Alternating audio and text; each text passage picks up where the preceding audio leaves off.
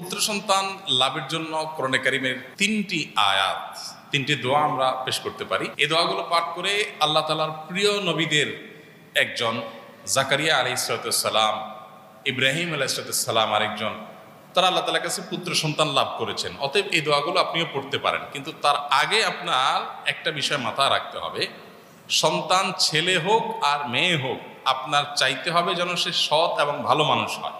দোয়াগুলো হলো রব্বি হাবলি মিনাস সলিহিন, সন্তান লাভের জন্য দোয়া রব্বি হাবলি মিনাস সলিহিন, আল্লাহ আপনি আমাকে নেক সন্তান দান করেন। আরেকটা দোয়া হলো রব্বি লা তাযারনি ফারদা ওয়া আনতা খায়রুল ওয়ারিসিন, আল্লাহ আপনি আমাকে একা একা ছেড়ে দিবেন না, অর্থাৎ নিঃসন্তান রাখবেন না, আপনি সর্বোত্তম ওয়ারিস, সর্বোত্তম উত্তরাধিকারী। রব্বি লা তাযারনি ফারদা ওয়া আনতা খায়রুল ওয়ারিসিন। আরেকটা হলো রব্বি হাবলি মিন লাদুনকা যুররিয়াতান তাইয়্যিবাহ ইন্নাকা সামিউদ দুআ। রব্বি হাবলি মিন লাদুনকা যুররিয়াতান তাইয়্যিবাহ, হে আল্লাহ আমাকে আপনার তরফ থেকে ভালো সন্তান দান করেন। ইন্নাকা সামিউদ দুআ, নিশ্চয় আপনি দোয়া শ্রবণকারী। আল্লাহ সুবহানাহু ওয়া তাআলার কাছে এই দোয়াগুলোতে আল্লাহর এই নবীগণ নেক সন্তান চেয়েছেন।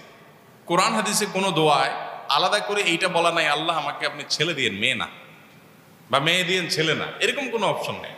আল্লাহর কাছে দোয়া করতে হয় সুসন্তান। আমরা সুসন্তান যদি পাই সেটা ছেলে হলেও ভালো, মেয়ে হলেও, আর যদি অমানুষ হয়, কুলাঙ্গার সন্তান হয়, তাহলে সেটা মেয়ে হলেও বিপদ, ছেলে হলেও বিপদ।